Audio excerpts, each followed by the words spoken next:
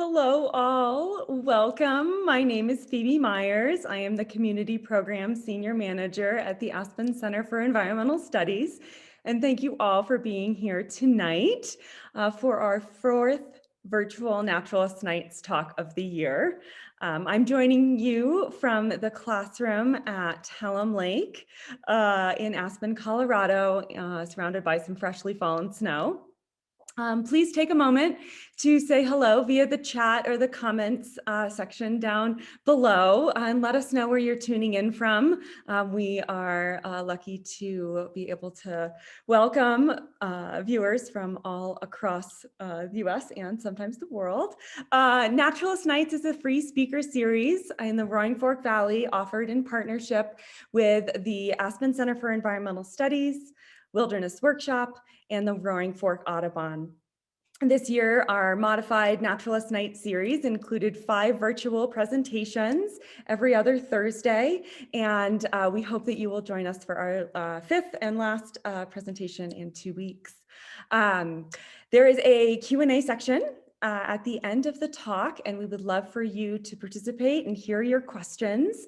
If you are joining through Zoom, please type your questions into the Q&A button at the bottom of your screen. And if you are joining from Facebook, please just type your questions directly into the comments section. And we are so excited to bring the magic of Naturalist Nights into your home. And we would also really like to thank our generous sponsors for helping make these nights possible by providing financial and in-kind donations. So thank you to all of those, and you can see our sponsors scrolling through. I'd like to bring your attention to our next virtual Naturalist Nights and our final one in 2 weeks on March 4th at 6 p.m. Phil Higuera is an associate professor of fire ecology at the University of Montana, and he will be presenting on Colorado's record-setting 2020 fire season in the context of the past 6,000 years. So please join us for that. But now it is my absolute great privilege to introduce tonight's speaker, Melanie Choukas-Bradley. I've had the privilege of being able to meet her and actually go on one of her forest bathing walks when she was here 2 years ago. Teaching at ACES. And Melanie is an author of several nature books, including The Joy of Forest Bathing, Reconnect with Wild Places and Rejuvenate Your Life and Resilience, and Connecting with Nature in a Time of Crisis. Her most recent book is Finding Solace on Theodore Roosevelt Island.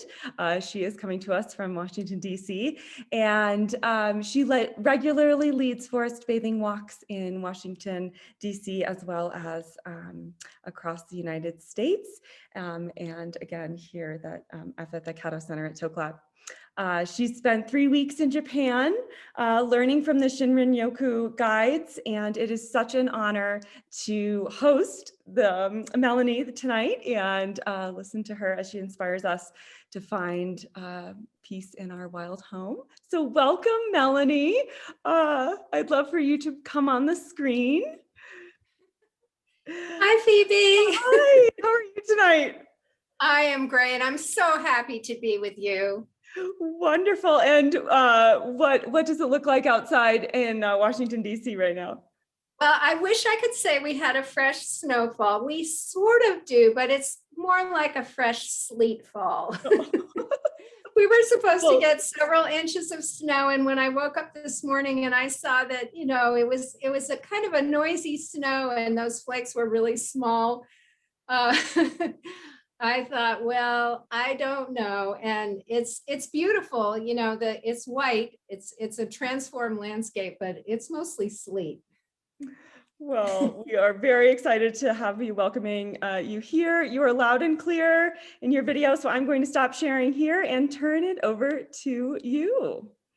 Well, thank you very, very much, Phoebe. And I will try to pull up my screen.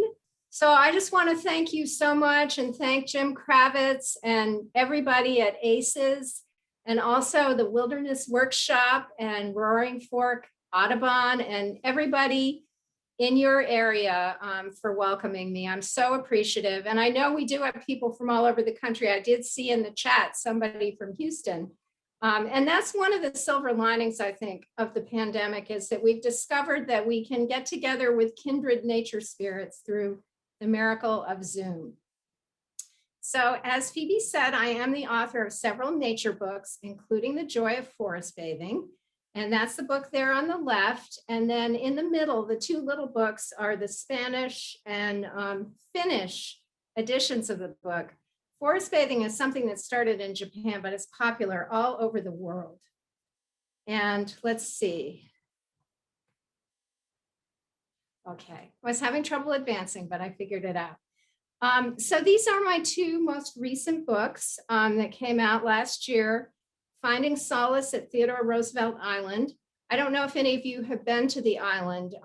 It's an island memorial. It's an 88-acre island in the Potomac River, totally within Washington, D.C. It's across from Georgetown, and it's administered by the National Park Service as a memorial to Theodore Roosevelt. And it's very appropriate that our foremost conservationist and naturalist president has an island, a wild island, as his memorial.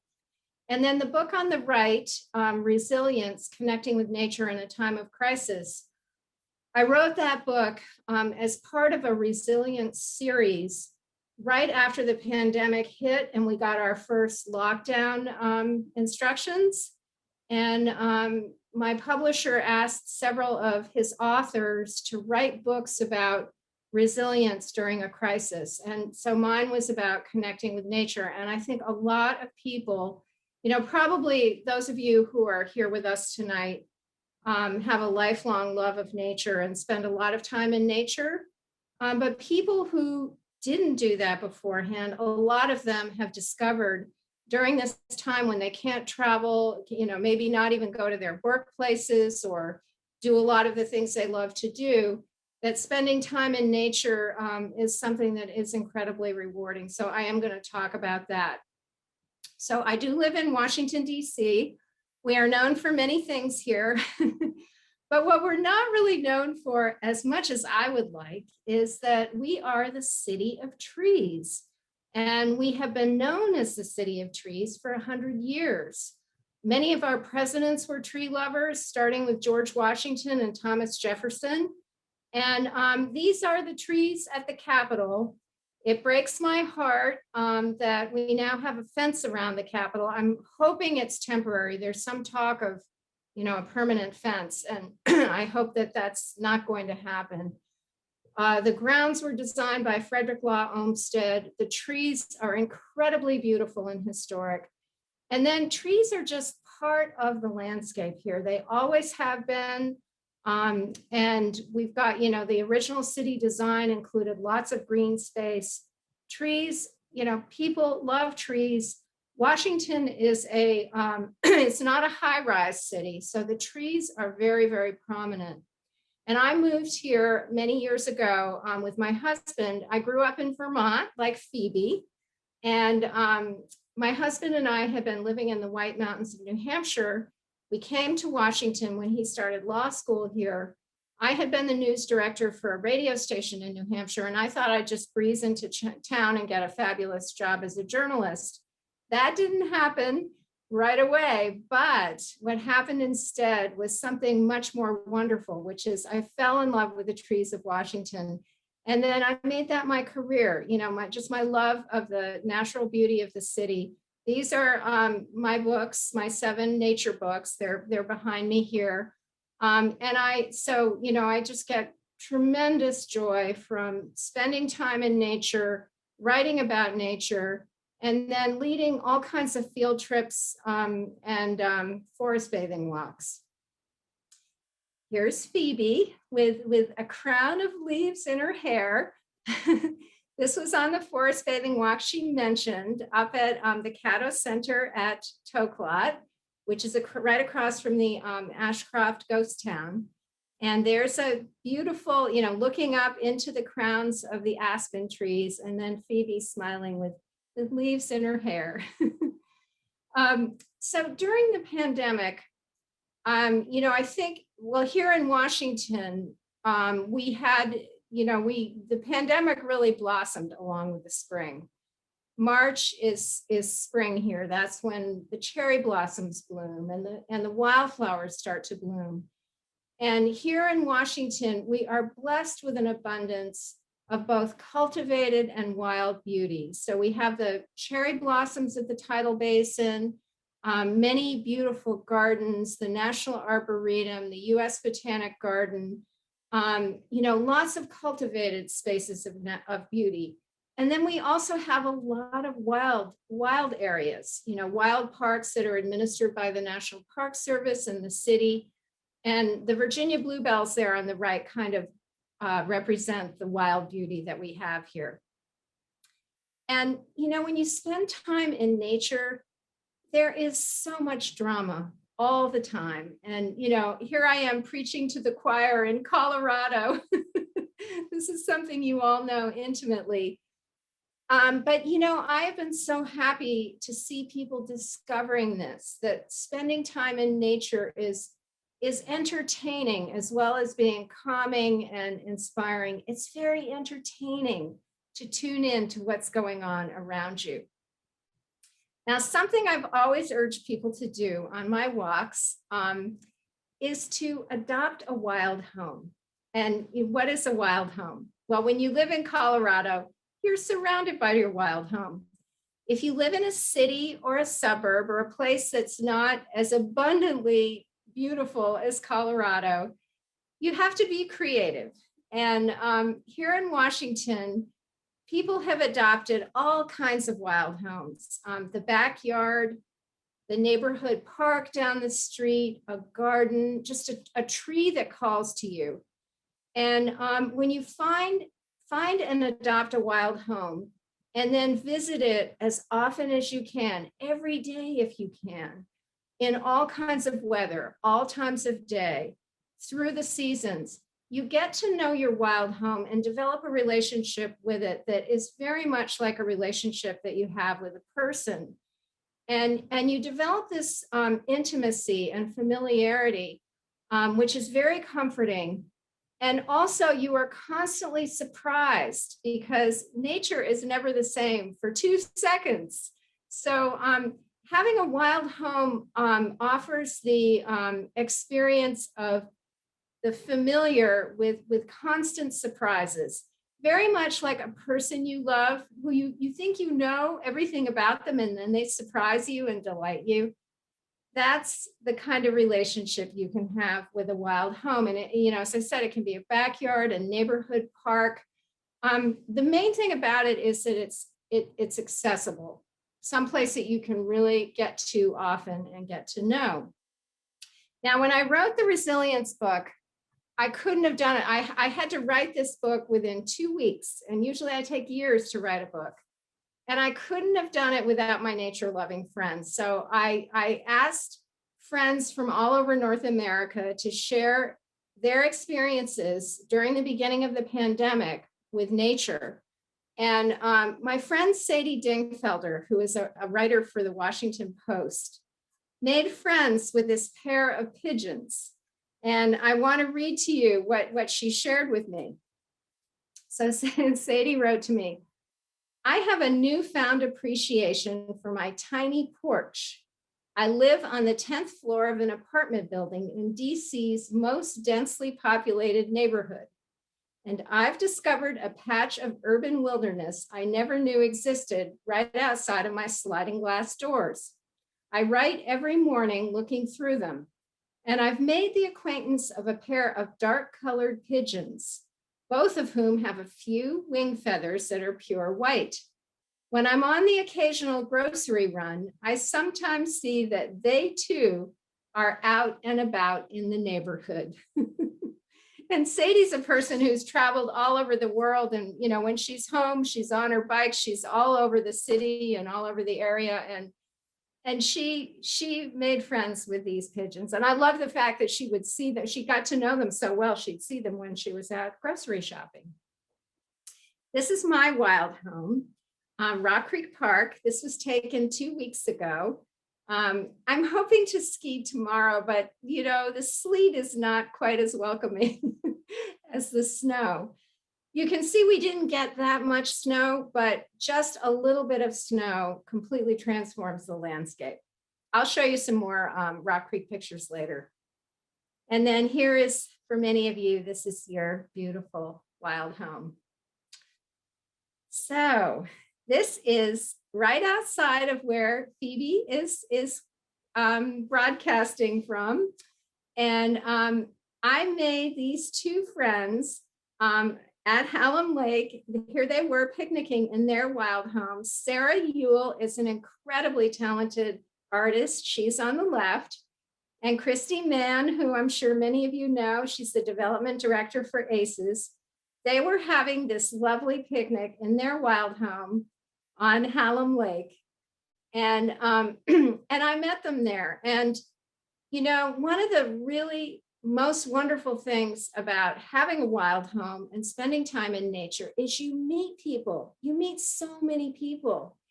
And if you keep going back to the same place, you get to see them again.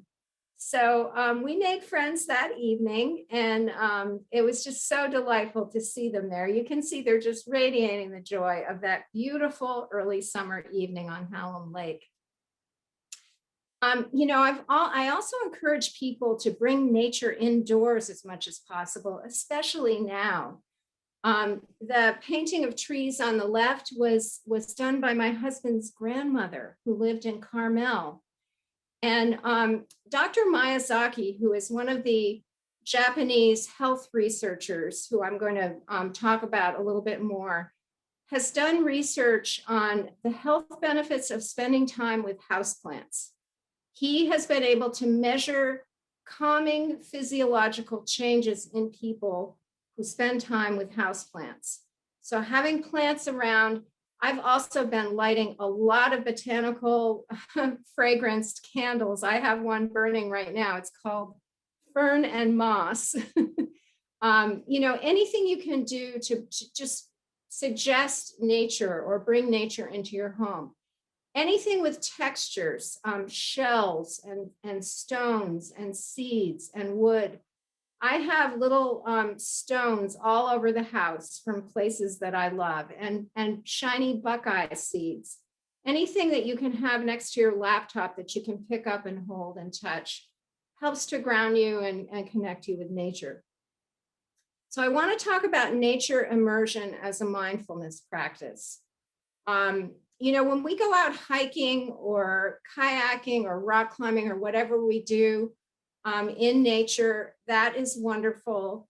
There's something else we can do, either weaving it into those more adventurous practices or doing it on its own. And that is to bring mindfulness practices outside.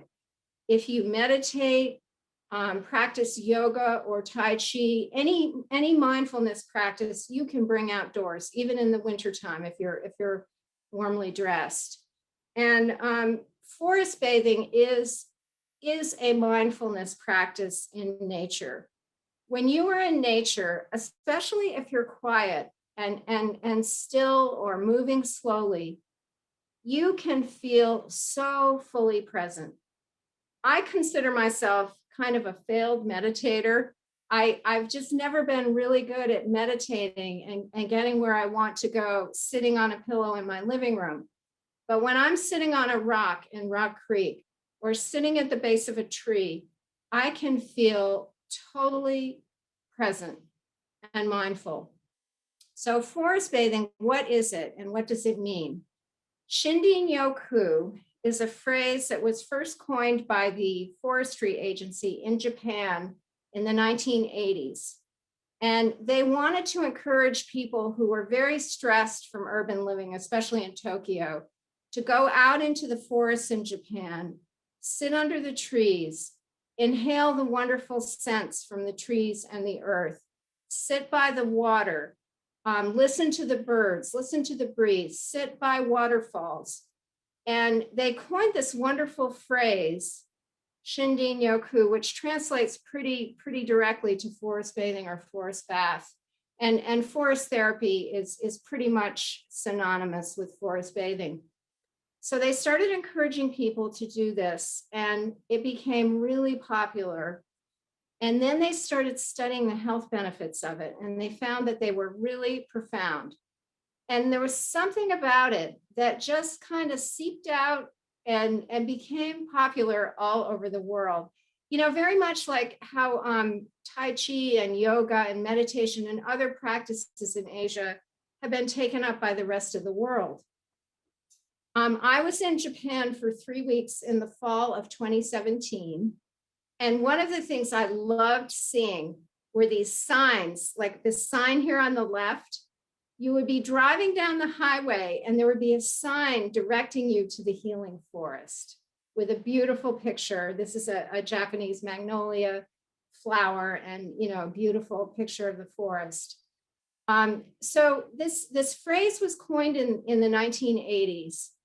But the practice of shinrin-yoku or forest bathing is rooted in the Japanese love of nature that's woven into all of the Buddhist and Shinto traditions. This is a little tiny Shinto shrine there with the red roof, a very tiny one. There are Shinto shrines throughout the country, right in downtown Tokyo and, in all these remote places. And you will often find sacred trees next to the shrines.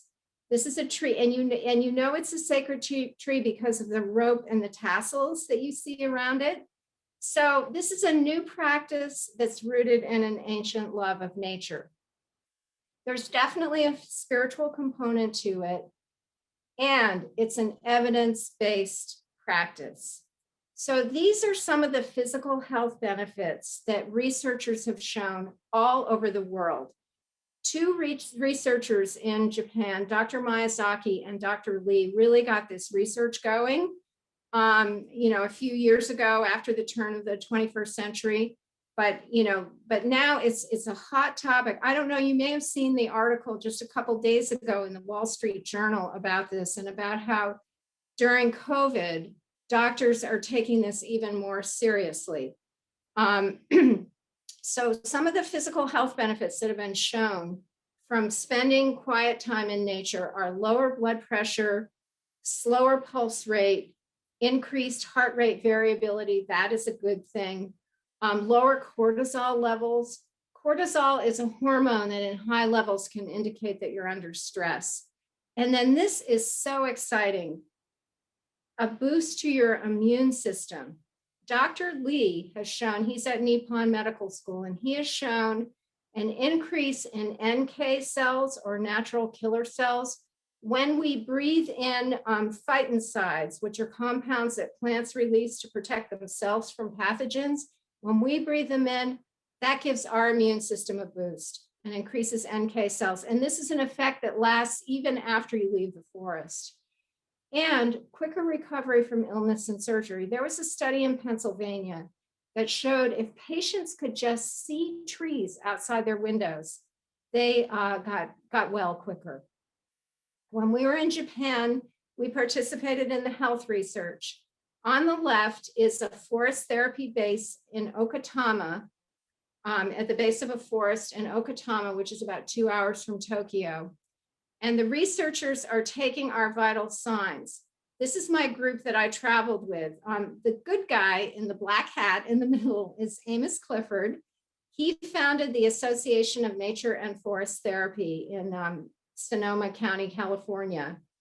And his organization has trained guides all over the country and all over the world. In the foreground is his wife, Michelle Lott, who is an artist and graphic designer. She's done a lot of Hollywood posters that you would recognize. And then the two guys in the back who have the little sticks in their mouths, those sticks are measuring salivary amylase, which is an enzyme that can indicate whether you're under stress or not. That's Michael Stusser and Jamie Trost. They are both forest therapy guides. And as I said, I use forest therapy and forest bathing interchangeably.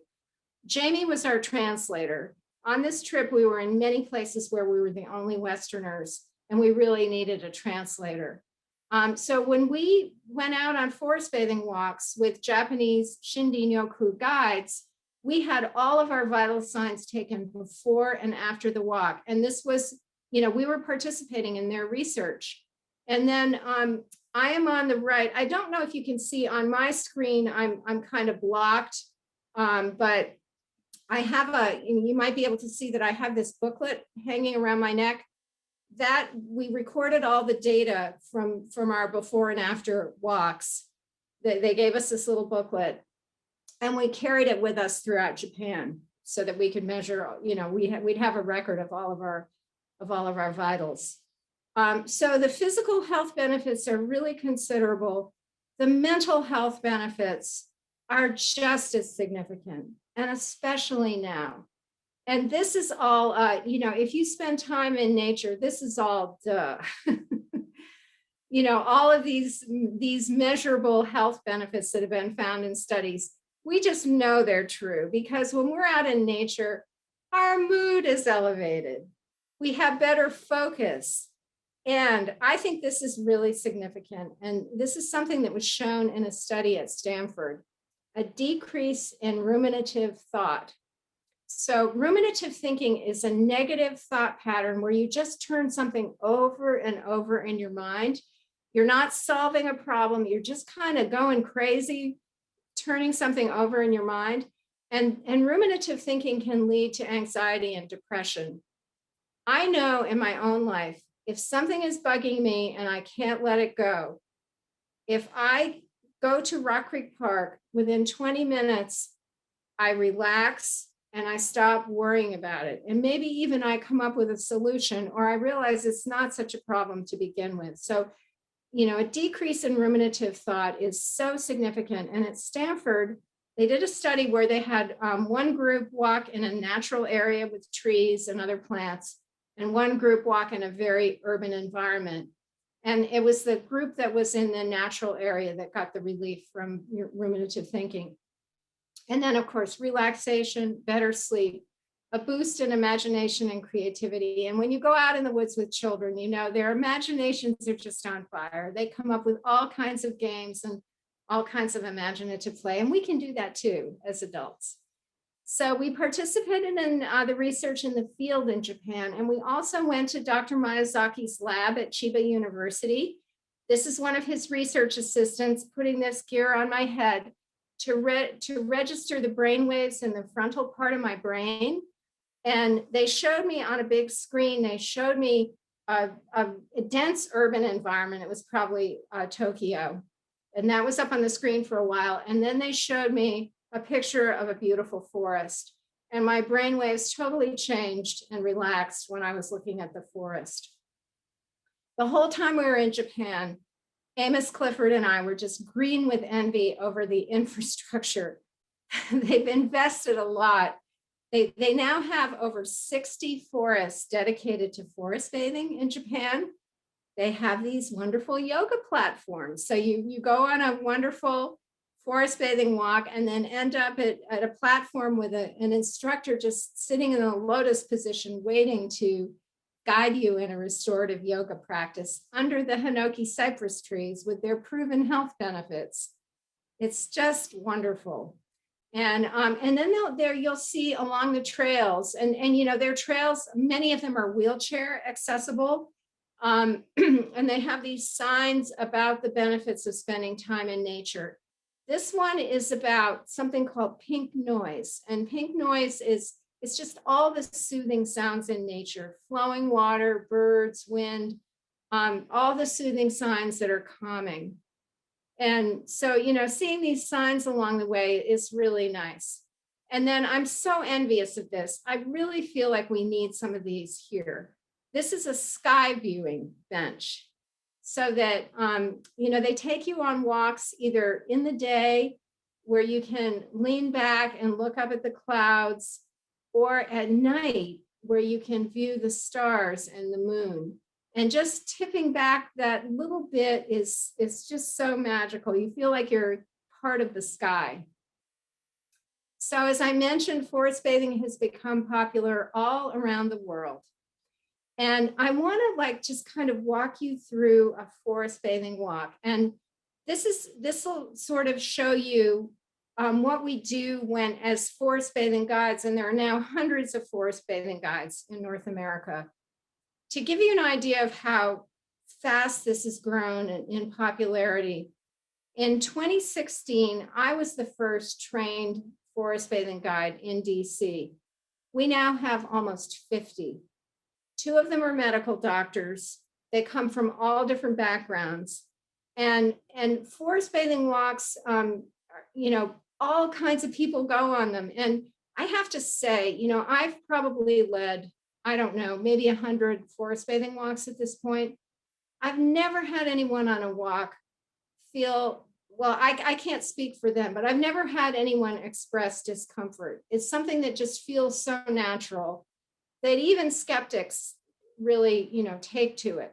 So I'm going to walk you through, what we do on a guided walk, but this is something you can do on your own. And I do walk you through these steps in both of my books, the Resilience book and the Joy of Forest Bathing. So the first thing you want to do is unplug. Unless your walk is virtual and you need the connection with a guide that may be hundreds of miles away, you want to unplug. You want to disengage from your daily routine and the news of the day and your endless emails and text messages. You want to unplug. And then you want to get comfortable. As guides, we give what we call invitations. And the first invitation we usually give, we call the pleasures of presence, where you settle into the place where you are, you tune in with all your senses and you breathe deeply. And when you breathe, when you're in the forest, your breath connects you with all the living things around you. You're breathing in the fresh oxygen from the plants and the phytoncides. It's very healing and you feel it right away.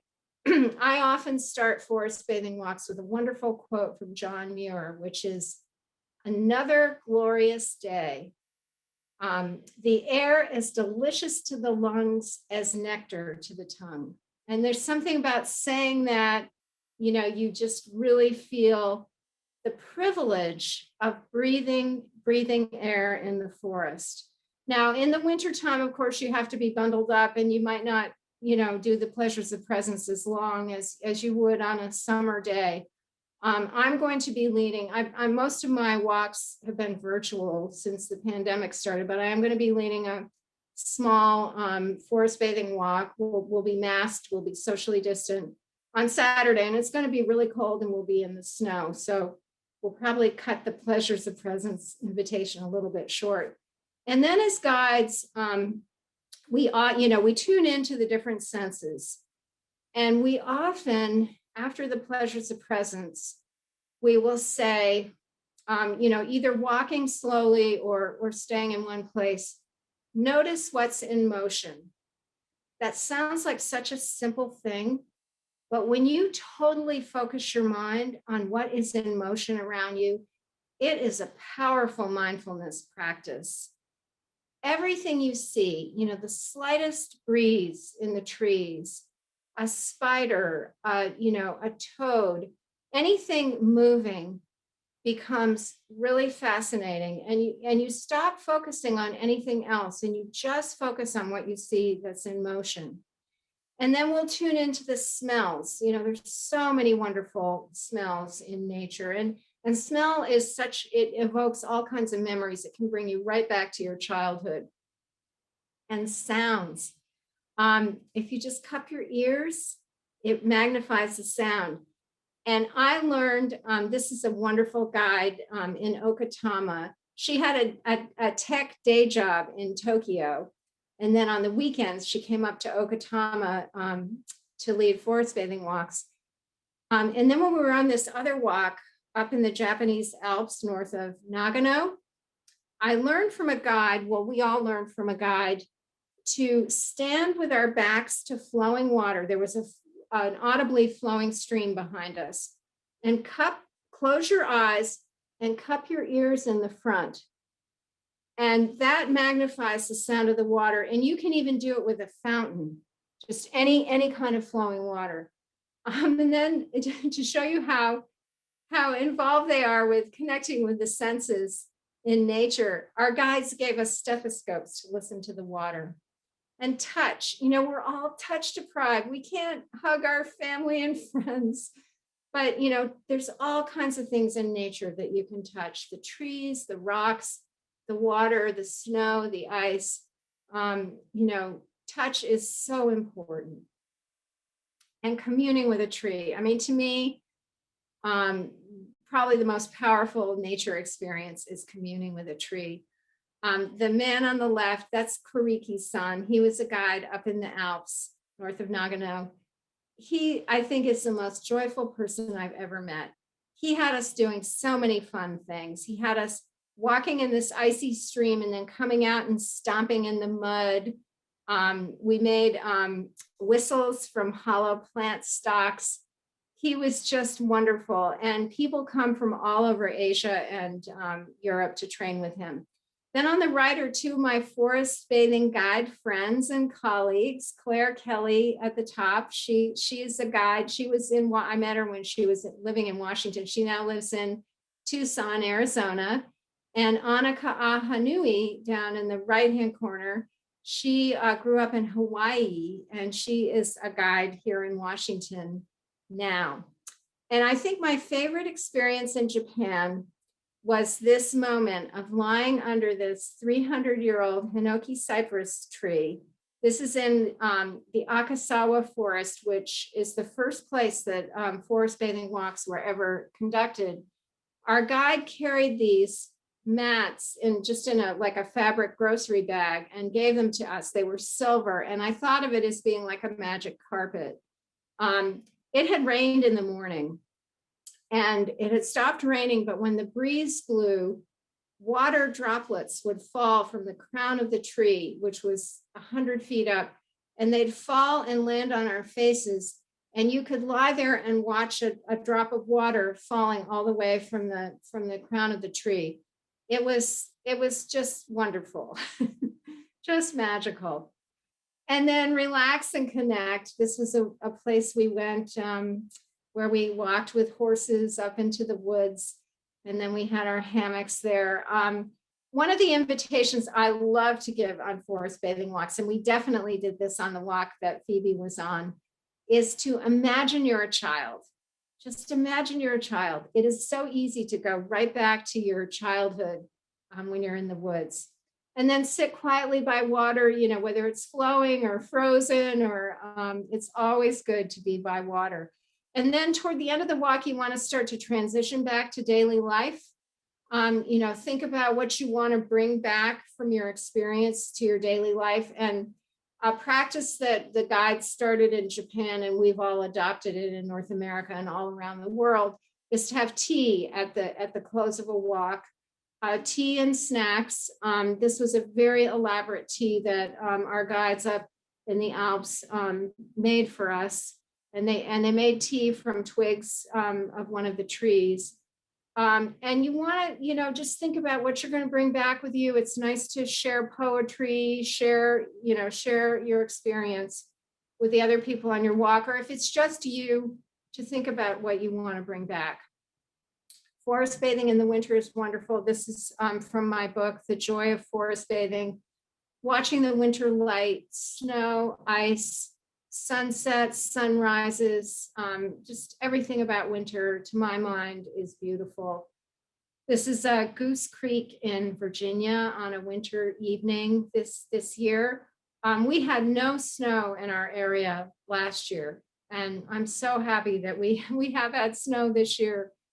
And winter trees are so beautiful. I mean, there's nothing like being in a Colorado forest with spruces and firs and pines. But, if you can snowshoe or ski through snow-laden conifers in the winter, that's about as good as it gets. But deciduous trees are also beautiful in the wintertime. This is a American beech on the left with smooth gray bark and marcescent leaves that stay on the tree in the winter. And on the right is a Shumard oak. It's a southern oak that's not very common in the Washington area. And just looking up into the crown of a winter tree where you can really see the architecture of the tree. And then, of course, American holly, which is a broad-leaved evergreen. I love the trees in the wintertime. Day and night, nature connection. it's important. I'm just checking the time here. I've got to start to wrap this up. So wonderful to go out at night. And especially when you're in a place where you can really see the stars.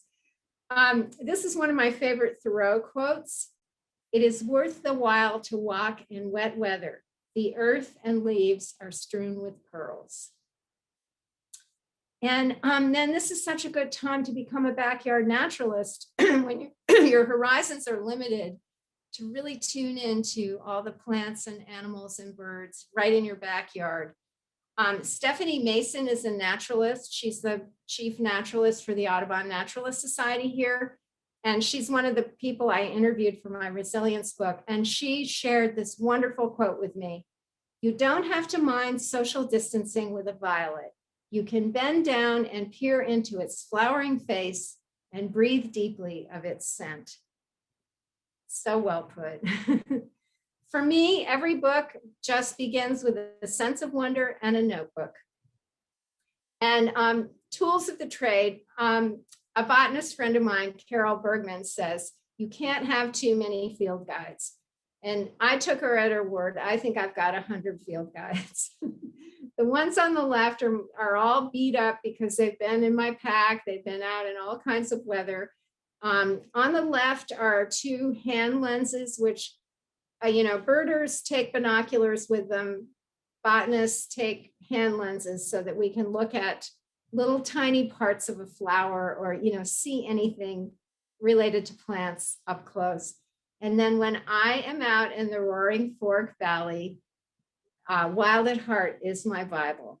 I love that book. I just love that book. I'm sure a lot of you have it on your shelves and take it out in the field with you. This is also a great time to get into citizen science. That's my friend Anna again. She's using the iNaturalist app, which helps you identify all kinds of living things, plants, birds, animals. And you can also share your findings with this global database. A lot of people are getting into phenology now, and phenology is the science of timing in nature. With climate change, it's so important that we document what are the natural times of blooming, leafing out, migrating, nesting, and all those things. And if you just Google citizen science in your area, all kinds of projects will pop up. Children just love being out in nature. And, when I go out with kids, I don't have any grandchildren yet, but I can't wait. And I just love to be out in nature with children. During the pandemic, a lot of people have been growing their own food. And I think it's not just that it feels dangerous to go to the grocery store. It's more of an elemental, primal thing to want to dig in the dirt and really be connected to growth and life. And a lot of people have become foragers. I know early in the pandemic, I realized that I had all these violets in the backyard and I started eating the leaves and the flowers. They're rich in vitamins A and C. And on the right are some redbud blossoms, very high in vitamin C. You've got to know your plants to forage. It's nothing you can play around with. You really have to know. But the little girl in the middle, she knows those are raspberries. And I mentioned that doctors are taking nature connections seriously for, the health benefits for their patients. And this is Dr. Robert Czar. He's a pediatrician and a friend of mine who lives in Washington. He started this wonderful organization called Park RX America.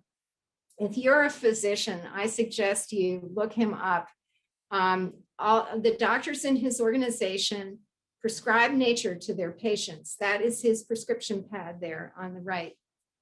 And then there's this growing partnership between the public health community and park administrators to encourage people to visit parks. It's a win-win situation because it improves the health of the visitors, and then they become better stewards because they realize how precious the resources are. These are some of the places I lead forest bathing walks. Obviously, these are before COVID pictures. Rock Creek Park. Behind the Smithsonian Castle, that's the Moon Gate Garden. We're having our little tea ceremony at the end of a forest bathing walk. I've led a number of walks there for the Smithsonian Associates. On the right, I led a walk I led several walks among the bonsai trees last year at the National Arboretum. And what we're doing there is that trick I told you I learned from a guide in Japan, where you stand with your back to the water, you close your eyes, and you cup your ears in the front. I was interviewed by Senator Bill Bradley on his Sirius XM radio program. I've been on the program with him a couple of times. And I told him about this trick on my first interview with him. And he went out, he included this in the broadcast. He went out into Rockefeller Center and tried this with a fountain there. And he just thought it was the greatest thing. The U.S. Botanic Garden has an outdoor garden, and I lead walks there. They call them Botanical Bliss Walks. It's been closed, sadly, during COVID, but I look forward to it opening up again. This is a stream in Washington that very few people know about, and I led a forest bathing walk there, and we found these smooth stones, and you can see Anna, again, is holding the stone to her face, and her friend is holding the stone to his heart. We just love, that was a big part of our walk, was just holding these beautiful stones. This is a little mountain right near Washington, D.C. I led a walk there for a whole group of teenagers. They were high school freshmen. I was so skeptical when the teacher asked me to do it. I didn't think they would get into it, but they loved it. They got to the summit of the mountain and they just threw themselves on the rocks. That sounded bad. Like they didn't jump off the mountain. They just lay down on the rocks. They lay prone on the rocks. Some of them fell asleep, and they just loved forest bathing. They took to it right away. So as a forest bathing setting, it really doesn't get any better than this. So I have led several walks at ACES Catto Center at Toklat, right across from the Ashcroft ghost town. Such a beautiful, serene place for forest bathing. This is Devaney Creek, which flows down, this ice cold water flows down through this aspen grove. And there's something about being among quaking aspens, because they are all related to each other.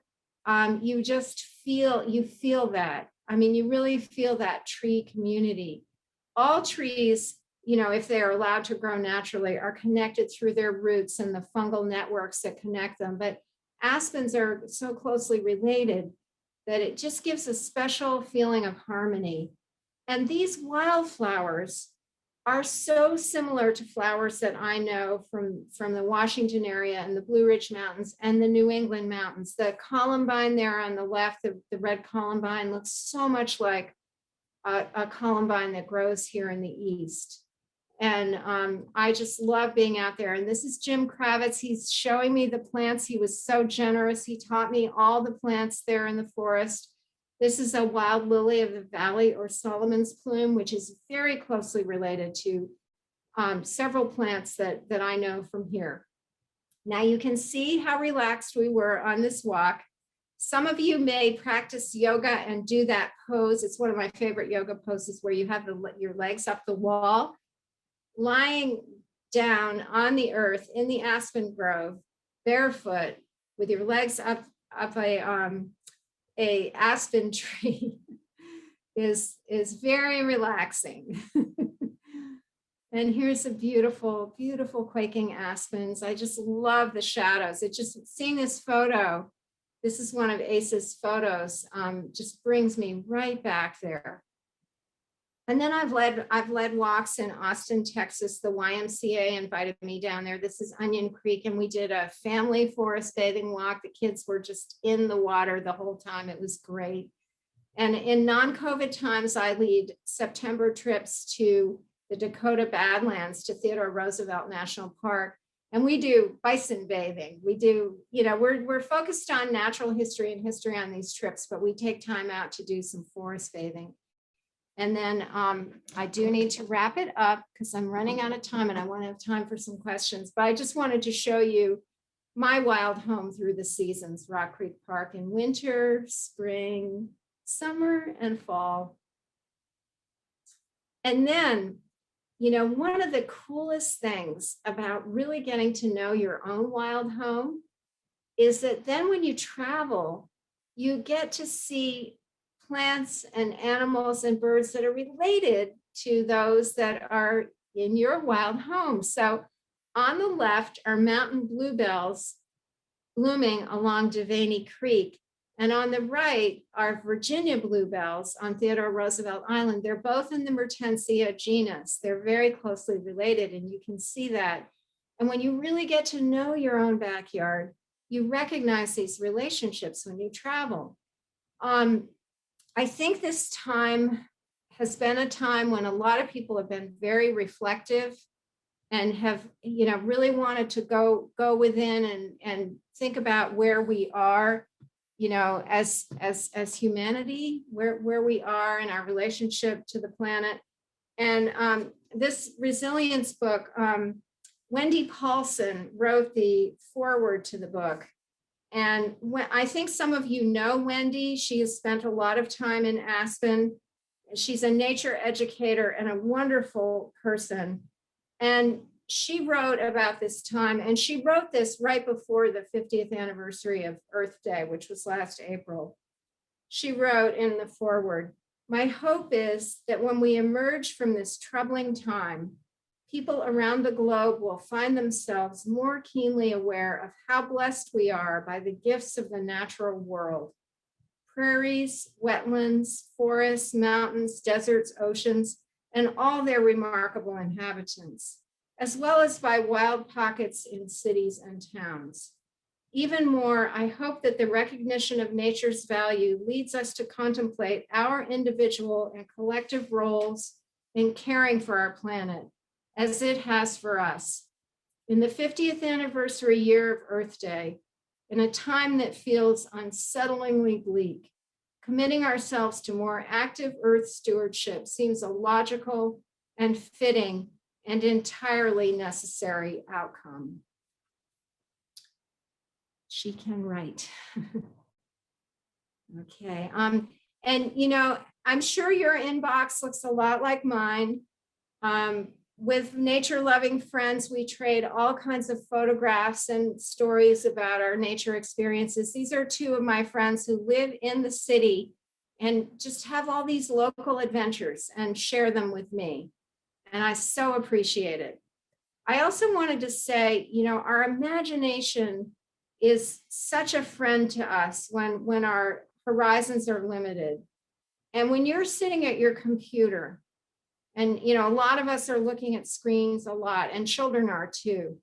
One wonderful thing you can do is to just close your eyes and imagine smelling a magnolia, or imagine being in a place that you love. It can be a place from your childhood, someplace you haven't been for many years.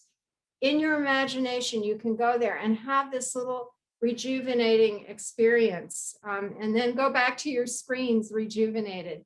These are some of the books I recommend about forest bathing. There are several others that have come out recently. My book, of course, I would recommend.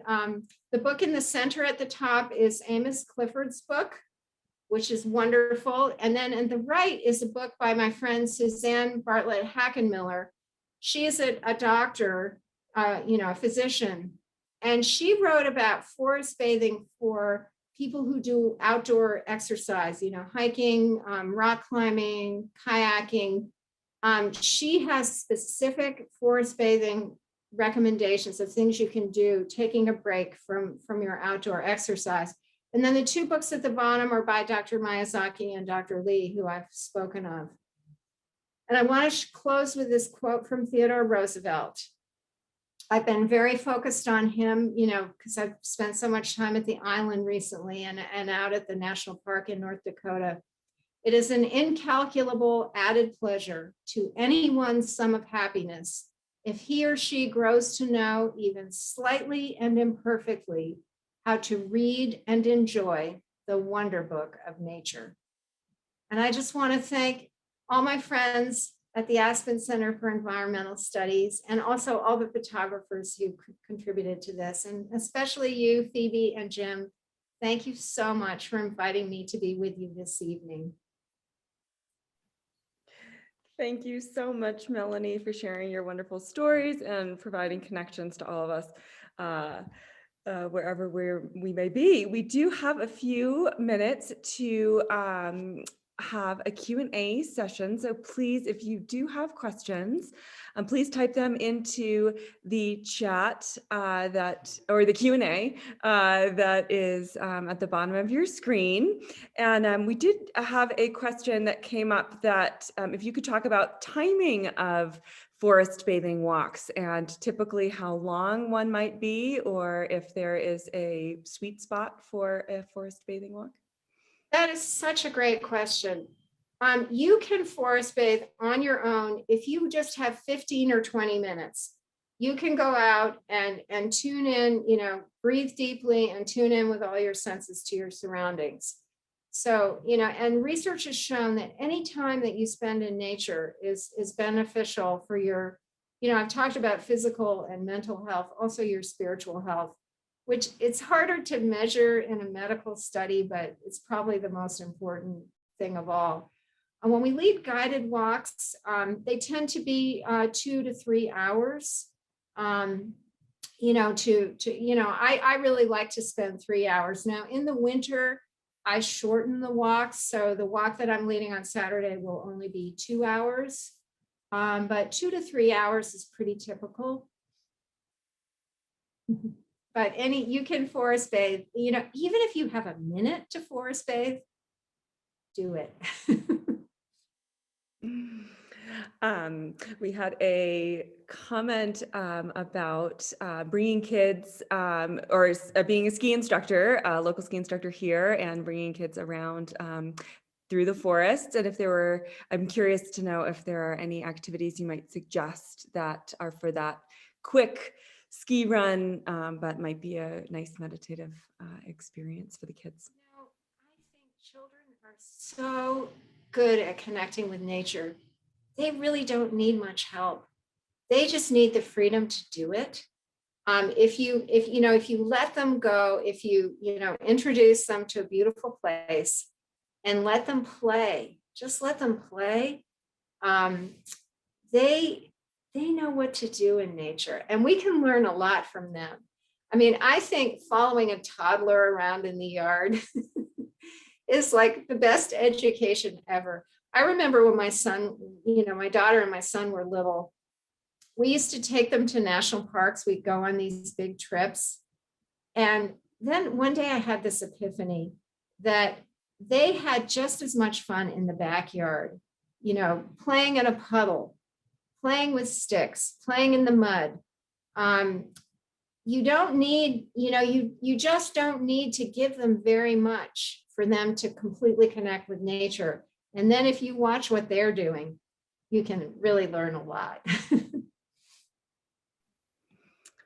There was a question from Dale about how you did your virtual, or how did your vitals improve on your walks?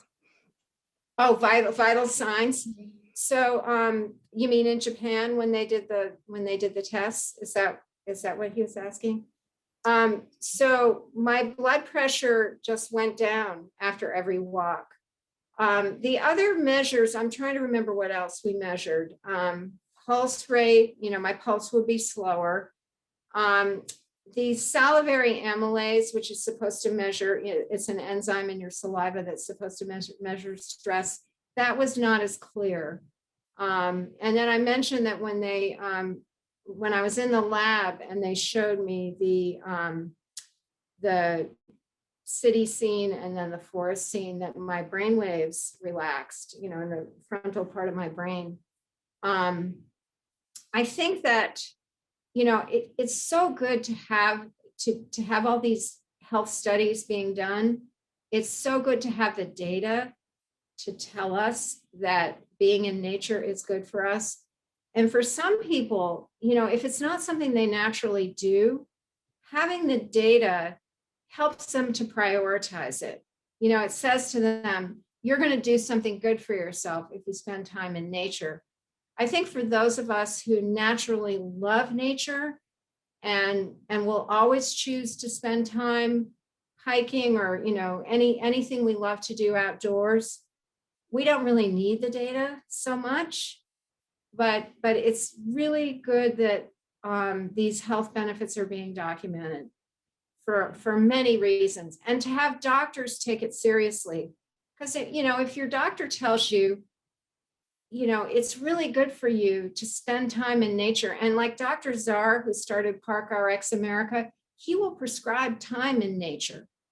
And there's a wonderful film. I think I showed it when I was out and with you, and I gave a talk where you are now. He prescribed this young woman. She was a high school student, and she was under so much stress that, she thought she was having a heart attack. She was really ill.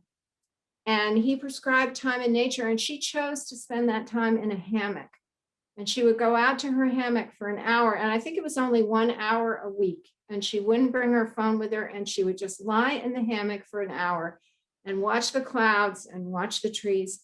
And she got better. She really got better. And they made a wonderful video about it.